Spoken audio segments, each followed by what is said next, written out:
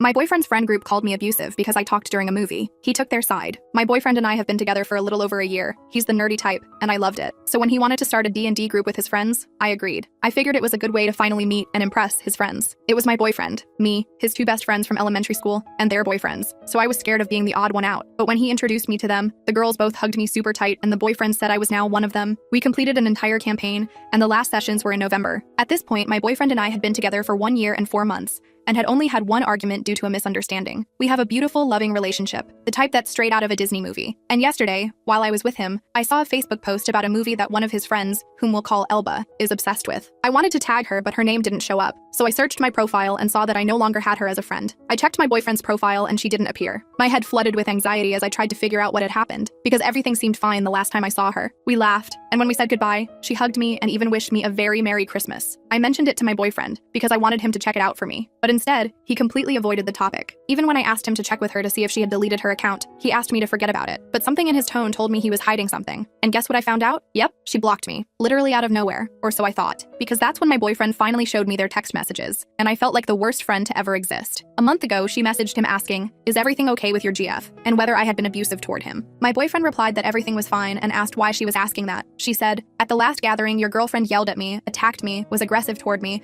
and even turned red with rage. I was worried she might be abusive toward you, but if everything is fine, that's great to hear." You see, at the gathering I mentioned earlier, us ladies stayed at the table chatting about the Joker movie. I simply stated that there were dozens of inaccuracies regarding mental health. Like, there's no way Lady Gaga's character could have actually been a psychiatrist, simply because she's way too delusional. The other girlfriend, Sophia, supported my argument, adding that her profile wouldn't have allowed her to get into medical school. Meanwhile, Elba got furious, saying that if there were pedo priests, then there could also be crazy doctors. Sophia and I disagreed. We should know, as Sophia is a doctor, and I have a PhD in psychology and psychotherapy. Coming from a place of knowledge, we explained to her that it wasn't possible. It wasn't long before I realized nothing good could come from our argument. Plus, it was around 1 a.m., so we said goodbye and called it a day. But I guess the texts proved otherwise. So then my boyfriend replied to Elba, saying that he didn't see any violence that night, but wanted to understand where she felt it happened. She responded that I yelled at her. I expected my boyfriend to defend me, but instead he replied, "That's just how she is. She's a loud mouth. Her whole family is like that, especially her mom. She lost her temper and she can be crazy-ish at times, but everything is fine between us." I had to stop myself from crying while I felt my heart break in my chest, because not only do I feel like he agreed with her, but he spoke badly about my family, basically called me crazy, didn't defend me from an attack on my character. I calmly asked him to ask her why she blocked me. She's your girlfriend, and you can do whatever you want. But after seeing the way she attacked Sophia and her boyfriend, I don't care if she lives or dies, and I especially don't want her around me or my future kids. Plus, just so you know,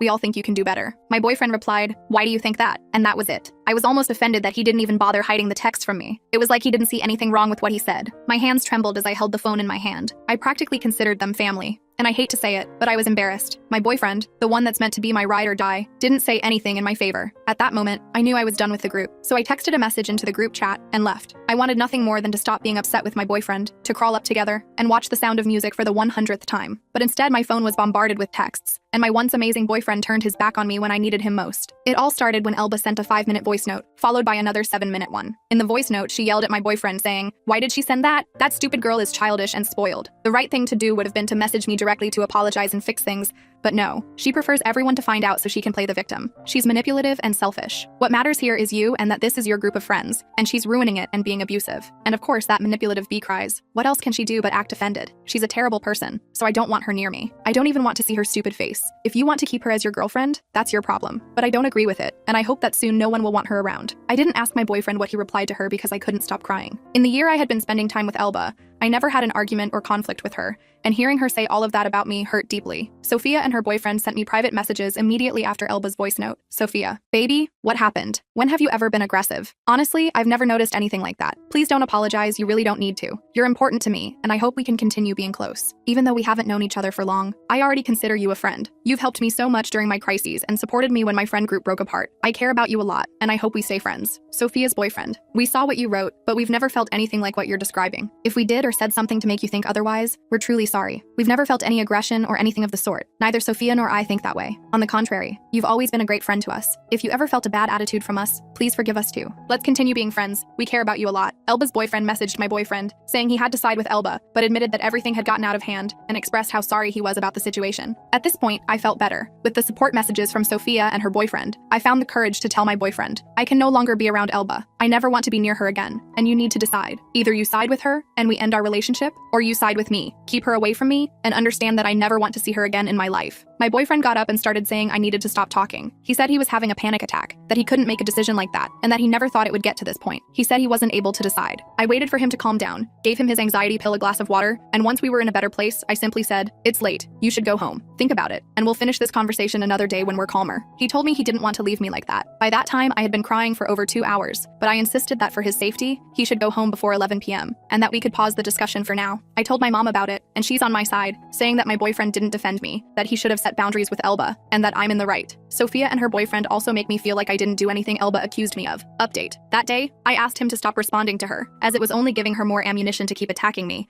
and I didn't want him talking about me anymore. That same day, I realized he kept replying to her, and I knew he continued. We sat in the living room and I said, first, I want you to know I'm not angry. I'm sad and want us to talk and figure out how to fix this. I love you and want to know if you're okay and feel ready to talk. He told me he hadn't eaten because he was anxious about our talk, but otherwise, he was fine and wanted to talk too. I asked if he could show me what he had replied to Elba over the past few days. When he showed me, I saw that Elba kept sending hateful messages about me, and my boyfriend replied not by defending me, but by validating her with things like, why do you feel that way? I'm sure she didn't mean it like that. Let me talk to her. There were several voice notes of her attacking me and countless messages. I had blocked her a day before seeing him. She tried to contact me via text to clear things up. She sent him screenshots of her messages to me and said, she's immature, childish. Why did she block me? She has zero emotional intelligence and is manipulative. I returned his phone and told him 3 things before anything else. What I'm about to say doesn't mean we're breaking up. I want to continue as a couple. I will share decisions I've already made, not to punish you or make you feel bad. I love you, and nothing I'm about to say changes that. Context. We had been talking about getting married and moving in together by mid-next year or on our 2nd anniversary. When we discussed marriage, he said he only wanted a civil wedding, but I want a church wedding. Not just because it's important to me, but also to my family. He said he didn't want to stand before a pedo priest and didn't even want the civil ceremony, only to live together. I told him no, that my family, a bit more traditional,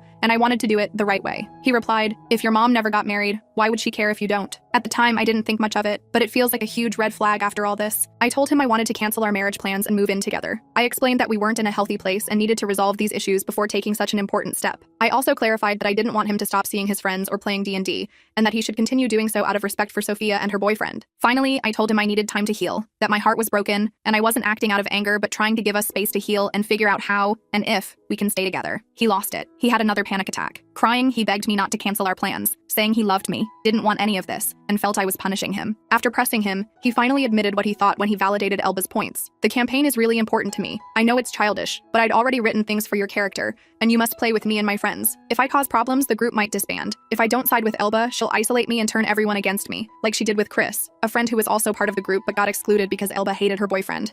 And if I disagree with her, we'll lose our friendship with the group. I waited for him to calm down, then told him what I thought about everything he'd said. I'm not asking you to leave your friends. I've always believed couples should have friendships or groups outside the relationship. I never asked you to leave them. I asked you to defend me, set boundaries, or respect that I can no longer be around Elba. And everything you're saying confirms what I've been thinking. I can't stay in the same group with her. Even if Sophia still invited me to her wedding, I'd go only to congratulate her and then leave. If you want to stay for the party, I wouldn't be upset, but I won't risk being in a place with Elba and alcohol. And what you're saying shows me this too. I'm not your priority. Your priority is your D&D group and your friends. I'm not. And that's another reason we're not in a place to think about living together, because our priorities aren't aligned. He asked for time to fix this, saying he wanted to redeem himself and start acting differently to show me I'm his priority. He asked me to put our plans on pause instead of canceling them. I told him, for example, about the church wedding. I feel there's no middle ground because I'm the one pressuring for it. If it happened, people would think I manipulated him. If I were his priority, he'd at least consider it without those comments because it's important to me. Now, I feel like I'm manipulating him, as Elba claims. He asked me to stop mentioning her, but I told him I couldn't because I now see her as being in the middle of our relationship. We talked a bit more, coming back to the same conclusion. I'm not his priority, and he needs to talk to Sophia and her boyfriend to avoid losing them. The next day, after we talked,